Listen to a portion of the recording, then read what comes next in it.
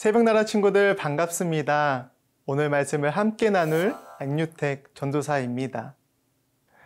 여러분들은 용서할 수 없는 사람이나 다투어서 냉전 중인 친구가 있나요? 우리는 말씀에 따라 그들을 먼저 용서하고 사랑해야 함을 알고 있지만 그 말씀대로 살아가는 것이 쉽지 않음을 고백합니다. 그런데 하나님께서 그들을 위한 피난처를 예비해 두셨다면 어떠세요? 조금 의아할 수 있는 하나님을 오늘 말씀을 통해 알아가 보면 좋겠습니다.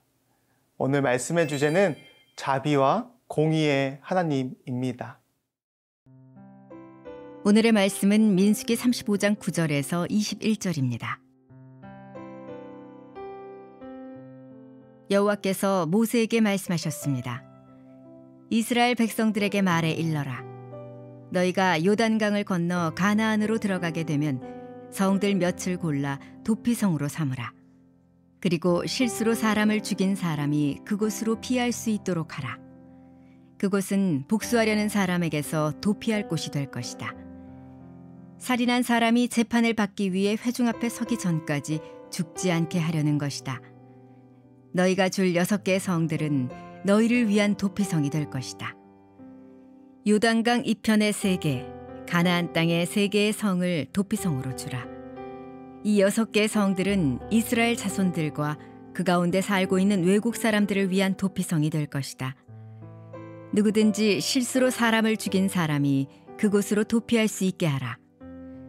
만약 어떤 사람이 철로 된 물건으로 사람을 쳤는데 그 사람이 죽게 됐다면 그는 살인자다. 그 살인자는 죽임을 당해야 한다. 만약 어떤 사람이 사람을 죽일 수 있을 만한 돌을 손에 들고 있었는데 그 돌로 사람을 쳐서 그 사람이 죽게 됐다면 그는 살인자다. 그 살인자는 죽임을 당해야 한다. 만약 어떤 사람이 사람을 죽일 수 있을 만한 나무를 손에 들고 있었는데 그것으로 사람을 쳐서 그 사람이 죽게 됐다면 그는 살인자다. 그 살인자는 죽임을 당해야 한다. 그 피를 복수하는 사람이 그 살인자를 죽이도록 하라. 그가 그 살인자를 만나거든 죽이도록 하라. 만약 어떤 사람이 미움으로 인해 어떤 사람을 밀거나 혹은 의도적으로 무엇인가를 던져서 사람이 죽게 되거나 혹은 적개심을 갖고 손으로 때려서 사람이 죽게 되면 그 공격자는 죽임을 당해야 한다. 그는 살인자다. 그 피를 복수하는 사람이 그 살인자를 만나면 죽이도록 해야 한다. 오늘 본문은 도피성에 대해 기록하고 있습니다. 도피성을 의도치 않게 살인한 사람이 피신하여 생명을 보존할 수 있는 장소입니다. 당시 고대 근동에서는 타인에게 피해를 준 경우 보복하는 것이 관습이었는데요. 따라서 하나님께서는 무분별한 보복이 일어나지 않도록 그들을 보호할 도피성을 준비하신 것입니다. 함께 10절에서 12절을 읽겠습니다. 이스라엘 백성들에게 말해 일러라. 너희가 요단강을 건너 가나안으로 들어가게 되면 성들 몇을 골라 도피성으로 삼으라. 그리고 실수로 사람을 죽인 사람이 그곳으로 피할 수 있도록 하라. 그것은 복수하려는 사람에게서 도피할 곳이 될 것이다. 살인한 사람이 재판을 받기 위해 회중 앞에 서기 전까지 죽지 않게 하려는 것이다. 아멘. 도피성은 단순히 죄인을 보호하는 장소가 아닙니다. 도피성은 죄인이 죽음의 위기에서 안전하게 보호받으면서 공정한 재판을 기다리는 은혜와 공의의 장소입니다. 오늘날 하나님께서는 우리에게 도피성과 같은 역할을 요구하십니다. 실수하거나 범죄한 사람들을 쉽게 정죄하고 배척하는 것을 원치 않으십니다. 그들에게 회복할 기회를 주는 그리스도인이 되길 원하십니다. 그러니 주변 친구들이 여러분에게 잘못을 하고 해를 입히더라도 똑같은 방법으로 복수하지 않길 소망합니다. 먼저 그들을 용서하고 화해의 손길을 내미는 친구들 되길 소망합니다. 그리할 때 하나님께서는 마음의 평안을 주실 것이며 이것이 도피성과 같은 역할을 하는 것입니다. 우리는 죄인입니다. 하나님의 공의와 자비하심으로 죄인인 우리가 죄에서 구원받는 삶을 살아가고 있습니다. 따라서 우리도 이러한 사랑을 받았듯 주변 이웃에게도 그 사랑을 전하고 실천해야 하는 의무가 있습니다. 복수를 통해 사랑의 순환을 끊어버리는 것이 아니라 화해와 용서로 그 사랑을 계속 이어가는 것입니다. 이 사랑에는 어떤 차별도 없습니다. 하나님께서 이방인을 위해서도 도피성을 준비하셨듯이 모든 사람에게 열려 있는 것입니다. 그러므로 삶에서 하나님의 성품을 닮아가는 삶을 살아가길 소망합니다. 주변 친구들을 차별 없이 사랑하고 나에게 해를 끼치더라도 화해하고 용서로 먼저 손을 내미는 새벽나라 친구들 되길 소망합니다.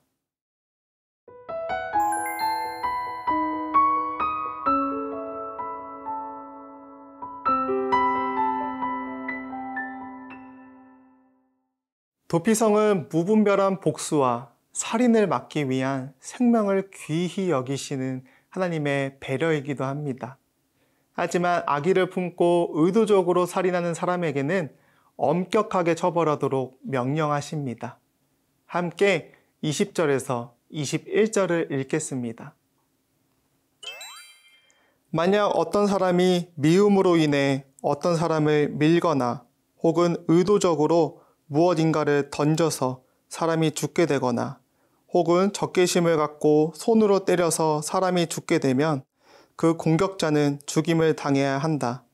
그는 살인자다. 그 피를 복수하는 사람이 그 살인자를 만나면 죽이도록 해야 한다. 하나님께서는 악한 행동에 대해서는 엄격한 기준을 세워 대처하십니다. 이것은 단지 행위뿐만 아니라 마음의 동기도 포함됩니다. 우리는 자신에게 피해를 주는 사람에게 원한을 품습니다. 그리고 이것이 점점 커져다가 복수와 같은 파괴적인 행동을 하게 됩니다. 하지만 복수는 또 다른 복수를 부르고 결국 모두를 파멸로 이끕니다. 따라서 우리는 마음 깊은 곳에서 상대를 향한 분노와 원망이 자리 잡히지 않도록 지속적으로 살피고 다스려야 합니다. 악한 마음을 철저히 경계하며 원수를 향한 복수보단 그 원수마저 사랑하신 예수님을 기억해야 합니다. 예수님께서는 오른뺨을 친 상대에게 반대쪽 뺨을 보이라 말씀하셨습니다. 복수보다 용서와 화해가 더 강하고 참된 방법임을 알려주신 것입니다. 하나님께서는 원수를 미워하지 말고 먼저 용서하고 화해의 손길을 내미기를 원하십니다. 지금도 여러분들을 힘들게 하는 주변 친구들이 있다면 원수마저 사랑하셨던 예수님을 기억하길 원합니다.